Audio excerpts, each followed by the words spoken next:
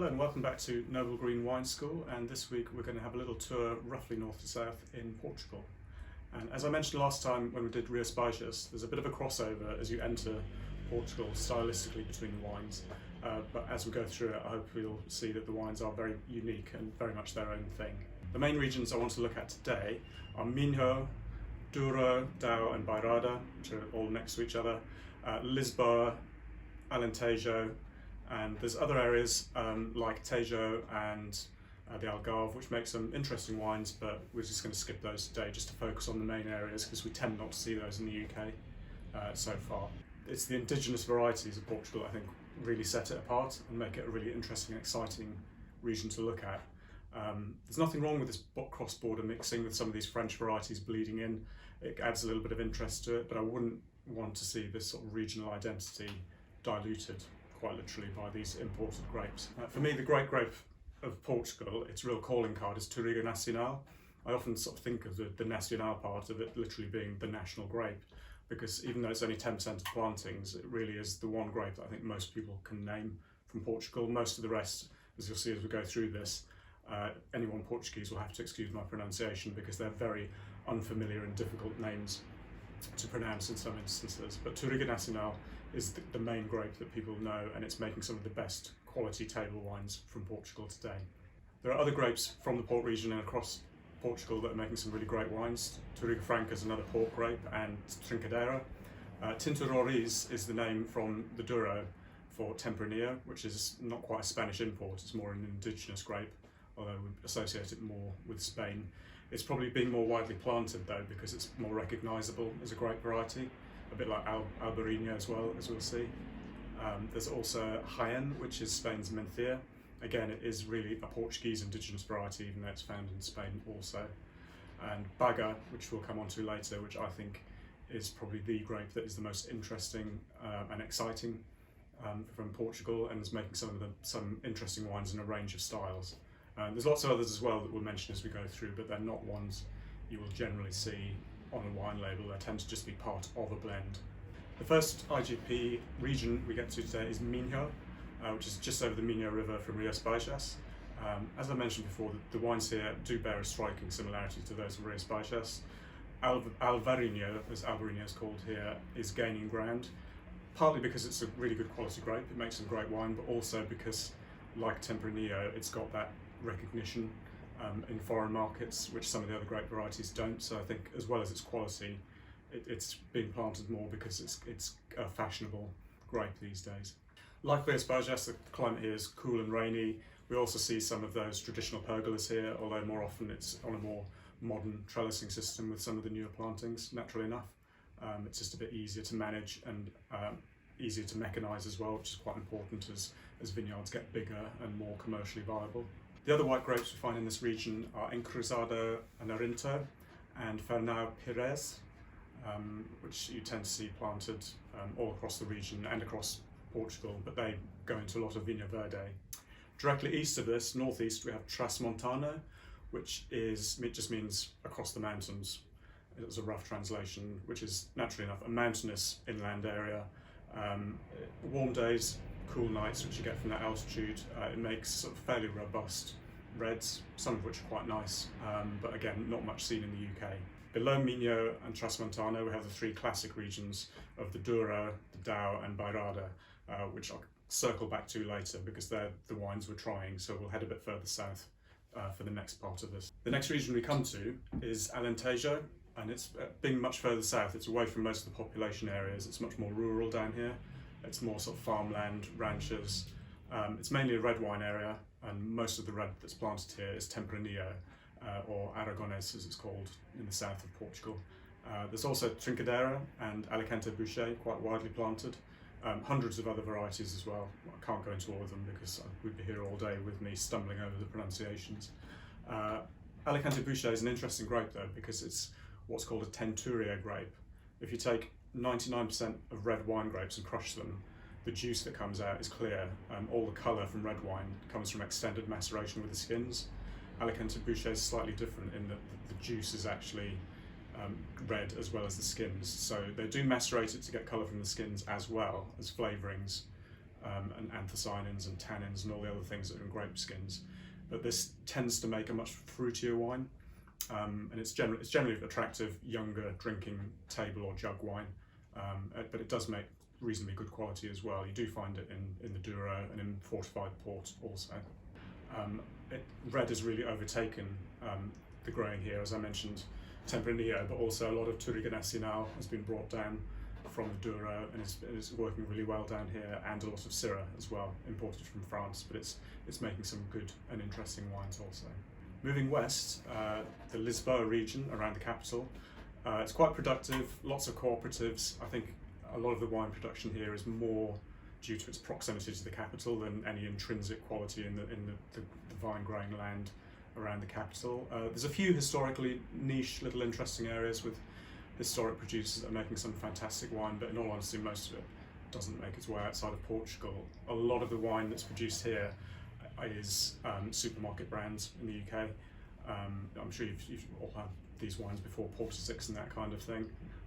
Good solid wines, but not really anything I would say that is interesting or really markedly different from wines you can get from all over the world. There's a lot more happening just over the estuary from Lisbon in Peninsula do Setúbal. There's roughly 5 times the number of wineries here now than there were 20, 30 years ago. Lots of innovation, lots of new plantings, indigenous varieties. The Tourigas and other port grapes have been sort of brought down and planted here as well, and also a lot of Chardonnay, Cabernet Sauvignon, Syrah, these imported varieties that I think are good to sort of blend in with the traditional or make their own thing. And it's nice to see that there's some innovation and something new coming out. But it's for me, it's slightly diluting the tradition and the interest of Portuguese wines. Traditionally in the Douro, the cooperatives again churned out a lot of tannic, rustic reds and slightly oxidised whites. Not the most interesting wines, nice and solid, but nothing you'd really export and to wow the critics at the London Wine Fair.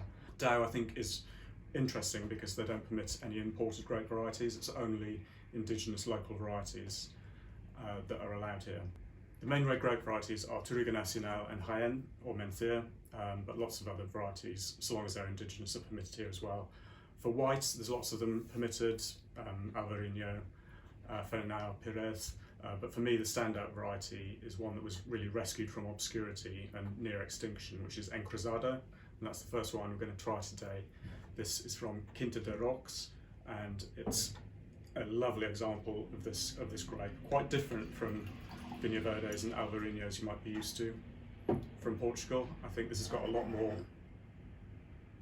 immediately a lot more texture, a lot of honey and wax in there. This is not a light, insubstantial swimming pool wine. Again, on the palate, lots of honey, wax, lovely sort of lemon fruit, but there's a lot more texture in there, a little bit of lanolin. A slightly oxidative edge as well, and Encroazado is prone to oxidation, but I think this is more deliberate oxidation. It's sort of in barrel. There's not too much woodiness there, but I think it spent some time in barrel, maturing and getting that lovely sort of oxidative, slightly honeyed, nutty character. A really good wine, and I think, or I hope that Encroazado, if we see more plantings of it, it might actually become Portugal's white calling card, in the same way that Touriga Nacional is its red calling card. Moving on to the Douro, obviously it's the most famous wine region in Portugal simply because of the port trade. There's the British love of fortified red port, but starting back in the 1950s there was the first commercially produced dry red wine with Casa Ferreira. Wine had been made before, wine was made for the vineyard workers for local consumption, but they gained their own separate DOP for dry red wine in 1979. And the reputation's sort of been building since then. Naturally enough, this example we've got here is from Symington family, who own Dow's, Wares, Graham's and several other port houses. And I wanted to try this one particularly because most of these wines are a blend, but this is 100% Touriga Nacional. So it gives a really good example of what this grape is like and why I think it's unique to Portugal. It's got a lovely nose of really dark fruit, quite vibrant, fresh, relatively youthful. This is 3 or 4 years old already, I think, 4 years old. It's got that lovely freshness and vibrancy, which I think is a hallmark of all Portuguese reds. They've always got really good acidity, but it's got a lovely fruit character as well. Very decent length, really quite grippy. This is perfect sort of Sunday roast red, but it's very distinctive from a Cabernet Sauvignon or a Merlot. It's very much its own thing, quite polished, but it still has that sort of wildness, that slightly garriguey thyme element to it as well. Rustic's often a term that's used to sort of paper over the cracks of wines that are a little bit wild or a little bit different, but I think it's got that rusticity, but it's quite an elegant wine at the same time. Another reason the Douro is probably quite well known is because it's a UNESCO World Heritage Site, and if you've ever gone on a holiday up the Douro, it is stunningly beautiful. There are mile upon mile upon mile of these lovely contoured, meandering areas of the Douro that have been embanked and terraced over the years, and these are called Socalcos. Some new ones are a bit wider, they've been made to allow mechanisation, but in general, most of the original ones are still in these old Socalcos, these beautiful terraces. Absolutely stunning, because the soil there is schist, which if it was allowed to, it would just gradually just all wash into the river. That's why the valley's there in the first place. It's gradually washed away. So in some senses they're actually preserving the river in stasis as well. There are some good white wines made in the Douro as well. The best grapes here are Malvasia, Rabigata, Gouvaio and Viosinho.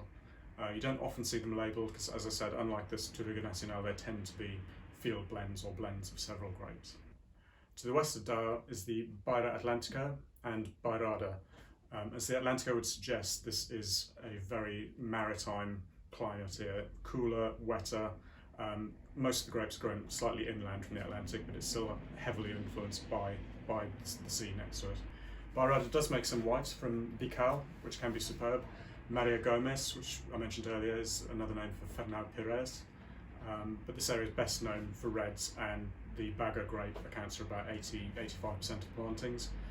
It's often described as being like Nebbiolo, as in fiercely tannic, can be quite perfumed, but I think also like Pinot Noir, it can make quite refined wine as well.